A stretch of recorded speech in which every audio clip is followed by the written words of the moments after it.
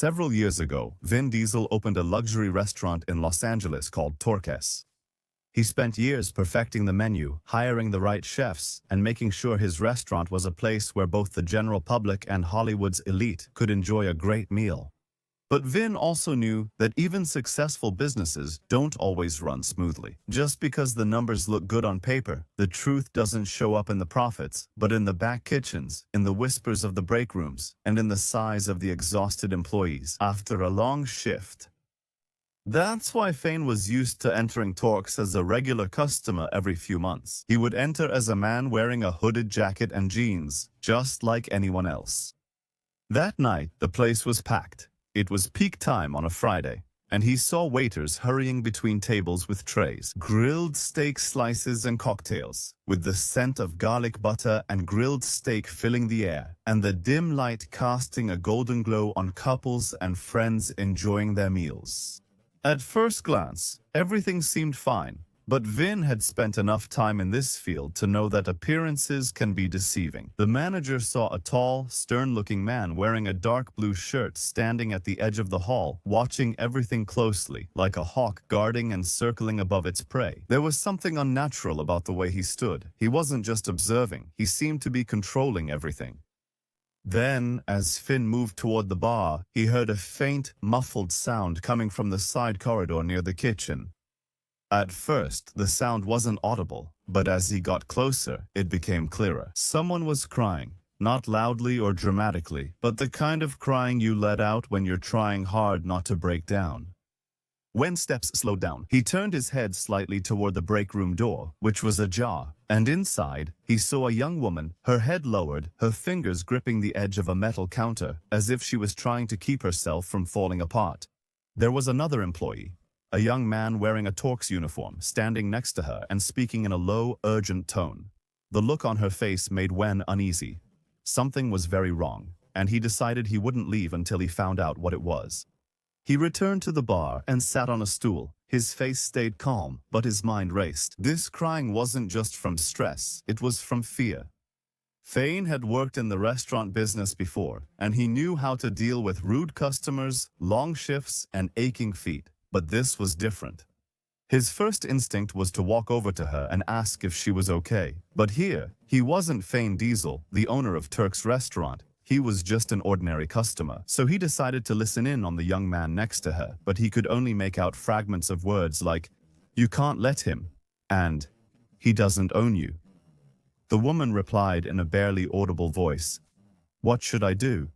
She made it clear that if I didn't do what he said, I would have to leave. Finn's grip tightened around the glass of water the waiter had placed in front of him. At first, he thought it might be a problem with a customer. Maybe someone harassed her. But the way she talked wasn't about a customer. It was about someone else. Inside the restaurant, he looked toward the manager, who was still standing near the hall with his arms crossed, watching the room with a gaze that made people feel tense. Then he noticed something else about the waitress's colleague. He left and came back to the hall. Finn took the opportunity and walked toward the young man who was arranging the plates. He said to him, "Hey man, do you have a pen?" The young man looked at him surprised. "Music? Oh, sure." He picked up a pen and handed it to him, but Finn didn't walk away. He looked at the employee's name tag, Tyler. "Hey, Tyler," Finn said in a steady voice. "I noticed your friend seems upset." Tyler stiffened, his grip tightening on the stack of plates, and he quickly said, "She's fine." Finn studied Tyler's face and read the signs of tension there. The young man wanted to speak, but he wasn't sure if he could. Finn lowered his voice. "Is it a customer issue?" Tyler hesitated, but his posture told Finn everything, even as he said, "No." Then he looked toward the front of the restaurant, at the manager who was still standing near the entrance, watching the room as if he owned it. Tyler let out a heavy sigh and glanced at the break room before shaking his head. It's his own business. But that was a lie. Not because Tyler wanted to mislead him, but because he was afraid. Finn had seen that before. Employees stuck in bad situations, unable to leave because of financial pressures or personal conflicts, or worse, because of fear. Finn leaned slightly on the counter and maintained a relaxed posture. "How long has she been working here?" Tyler answered automatically, "A little over a year," then tensed up and asked, "Why?" Finn shrugged his shoulders and kept a light tone. I'm just wondering if she likes working here. Tyler let out a short laugh that held no joy. She doesn't like it, but she can't afford to leave. Before he could ask anything else, Tyler froze. Finn didn't need to turn around to know the reason. The air changed, becoming heavy. The manager was walking toward them, saying, "Is everything all right here?" The manager's voice was smooth yet firm. Tyler quickly looked down and focused on the dishes. "Yes, sir, I was just helping a customer." Finn turned and finally faced the man. The name tag on his shirt read, Rick Calloway. Rick looked at Finn and said politely, but cautiously, "Can I help you with something?" Finn smiled. "I just wanted a pen." Then Finn thanked Tyler and walked away, feeling Calloway's gaze following him the whole time. He had already decided he wasn't going to leave, not before he found out exactly what was going on in this restaurant. He stepped outside for a moment and kept thinking seriously. Something didn't make sense. The waitress was terrified. Tyler was hesitant, and Calloway, that man had the look of someone who enjoyed being in control. If he wanted real answers, he had to talk to someone who wasn't afraid. He hadn't finished his thoughts when a waiter named Nate came out. The young man leaned against the side of the building, scrolling through his phone. He was probably on a break. He seized his chance and walked over to him, hands in his pockets. He said, "Long night." Nate looked at him in surprise, then relaxed when he recognized him. He was a former customer to Nate. "Yeah, Fridays are always crazy." "Oma often." He asked about Kalawai, and Nate said he's strict and does odd things. He makes Emily stay late by herself, and he always talks to her like she owes him something. She gets nervous when he calls her to his office. Finn's grip tightened around his arms. He had seen this before, a manager playing power games with employees, picking on the weak, making them feel like they have no choice but to obey. Finn turned and looked at the building. Emily was still inside, still under Kalawai's control. Now Finn knew exactly what he had to do. Finn pushed the glass doors and went back inside. The restaurant had quieted down as the dinner rush was coming to an end. Fewer customers, fewer witnesses. But Kalawai was still there, standing near the waiters' stations, watching the room as if he owned it. Finn's steps were steady as he crossed the hall. He went straight to Emily, who said to him in surprise, "How can I help you, sir?" Finn breathed slowly. "I know what's going on. You don't have to say anything. I just want you to know that you're not alone." Emily trembled for a moment, but she shook her head and smiled. "I don't know what you mean." Finn said, "Kala, the late shifts and the way he treats you, I know that's not normal."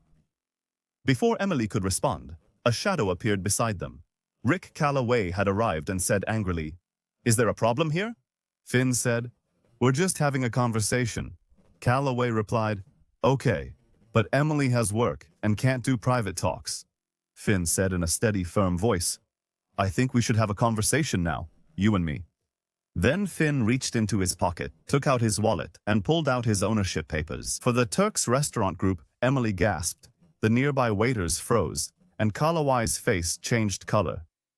"My name is Finn Diesel, owner of the Turk's Restaurant," he said in a calm but firm voice. "You and I need to talk." Kalawai tried to apologize, but Finn interrupted him and said, "To your office now." His tone left no room for argument. Kalawai swallowed hard, turned around, and walked toward his office at the back of the restaurant. Finn followed him, but before entering, he turned to Emily and said gently, "Stay here. It won't take long." Finn closed the office door. Kalawai tried to regain his composure, shook his head, and said, "I must say, sir, I didn't expect to see you tonight. It's unusual for the owner to visit the place without telling us." Finn leaned forward and placed both hands on the desk. "Do you know what else is unusual? A restaurant manager abusing his power to intimidate his employees." Kalawai trembled. "I don't know what you mean," Finn said. "I know what you've been doing, the late shifts, how you treat Emily, and that you think you can get away with it." Kalawai's face turned pale. "Sir, I assure you I've always acted professionally." "If there's any misunderstanding," Finn interrupted him. "Stop this. You're not here for excuses." "You're finished," he said. "You simply won't work in this field again." Kalawai sat there frozen, while Sarawan walked toward the door and headed to the restaurant. The tension was everywhere. Emily, Tyler, Nate, and the rest of the staff were waiting. Finn took a breath, then looked straight at Emily. "He's gone," he said quietly. "Are you safe?" The staff exchanged glances, as if they weren't sure whether to believe what they'd just seen, but Finn knew this wouldn't be the end. He turned to the team. "You've all been working under someone who doesn't deserve his position," he said. "That's changed now." Emily wiped her tears and swallowed hard. "What will happen next?" Vin gave her a small, reassuring smile. "You tell me?" She looked at Tyler, who was still in shock, then at Nate, who nodded hesitantly. They were all waiting for her to speak. Emily took a shaky breath. "I just don't want anyone else to go through this." Vin nodded. "It won't happen again." He turned to the rest of the staff. "From now on, this restaurant is under direct review. We will make changes, not just by replacing Calloway, but by making sure no one else like him ever gets that kind of authority again." That's the reason Finn went undercover. Not because of the numbers, not because of performance reviews, but because the real problems are the ones that are hidden beneath the surface. Finn walked out thinking, this was just one restaurant, one manager, one location. But how many other restaurants are out there? How many employees, like Emily, were afraid to speak up? How many times did he look at a report and think everything was fine? When it wasn't, leadership wasn't just about profit margins or efficiency, it was about people. And that night, he remembered exactly why he did it. Often those in power ignored it. They saw employees as numbers, not as people. But leadership isn't about control, it's about responsibility. If you ever feel trapped in a situation where someone is abusing their power, speak up. And if you see someone else struggling, don't stay silent, because sometimes all it takes is one person to break the cycle of fear.